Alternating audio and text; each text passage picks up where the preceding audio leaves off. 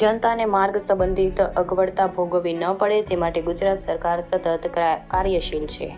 આજરોજ કેબિનેટ આદિજાતિ વિકાસ, પ્રાથમિક, માધ્યમિક અને પ્રૌઢ શિક્ષણ મંત્રી પ્રોફેસર ડોક્ટર કુબેરભાઈ ડેંડોર સાહેબ તેમના મત વિસ્તાર સંતરામપુર વિધાનસભામાં સમાવિષ્ટ કડાણા તાલુકાના નવી ગોધર ગામે નવી ગોધર મુખ્ય રસ્તાથી સ્મશાનને જોડતા અને કરવાઈ ગામે કરવાઈ કેશરપુરા રસ્તાથી ડામોર ફળિયા રોડને જોડતા અંદાજિત ₹60 લાખ 90 લાખના ખર્ચે બનનાર નવીન રસ્તાનું ખાતમુહૂર્ત કર્યું.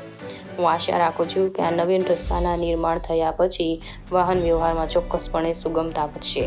સાથે જિલ્લા પંચાયત પ્રમુખ, તાલુકા પંચાયત પ્રમુખ, સરપંચ, અધિકારીઓ, પાર્ટીના કાર્યકરો અને મોટી સંખ્યામાં ગ્રામજનો હાજર રહ્યા હતા. ઇન્ડિયા 24 ન્યૂઝ સાથે મુકેશ બારૈયા, મહીસાગર.